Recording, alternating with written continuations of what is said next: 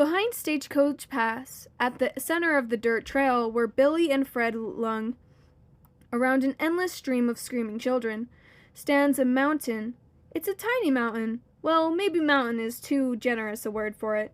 It's more of a hill, a mighty hill that desperately wants to be a mountain, but a hill nonetheless. I like to walk down Main Street in the early evening as the air starts to cool and the sky turns colors I've never seen before. I stop for a quick visit with Spaghetti, the poor mutant llama. Spaghetti, who understands how it feels to be ostracized by the other kids. If no one is in the soda shop, Henry might be sitting outside on the front porch in one of the old rocking chairs. He always waves at me and says, "Good morning, little Evan." I pretend to be captivated by something way off in the distance as I pass by Bob at the gold mine, careful not to make eye contact with him. Though a trail winds around the hill, no trail goes up the hill, so I navigate around cactuses that look like ping-pong paddles and giant troll doll hair to get to the top. Watching the ground for scorpions and rattlesnakes, the soles of my toes pick up lots of little cactus needles as I walk, and Mom has to dig them out with the tweezers when I get home. At the top of the hill stands an enormous saguaro cactus. It's probably as tall as about 10 of me, standing one on top of the other.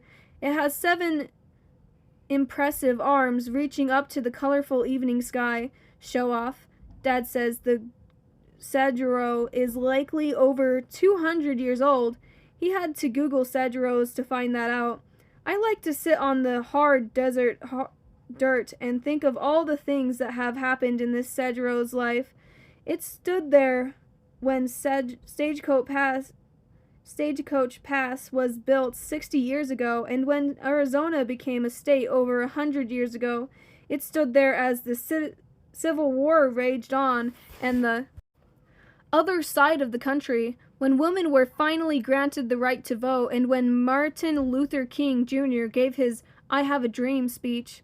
Billions of people have been born and have died in its lifetime, and, of course, it stood there on the day I was born, and will likely be standing on the day I die.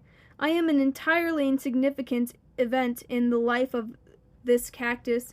I try to remember that as the sky darkens and the lights of Scottsdale and Phoenix brighten the earth. Millions of lights for millions of people, and then there's just me, sitting on the dirt on a mighty hill, being circled by a poor old donkey and a tired camel.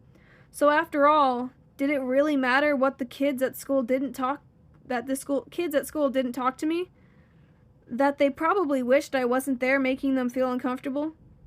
That they were afraid of me? It shouldn't have. I didn't want it to, but it did.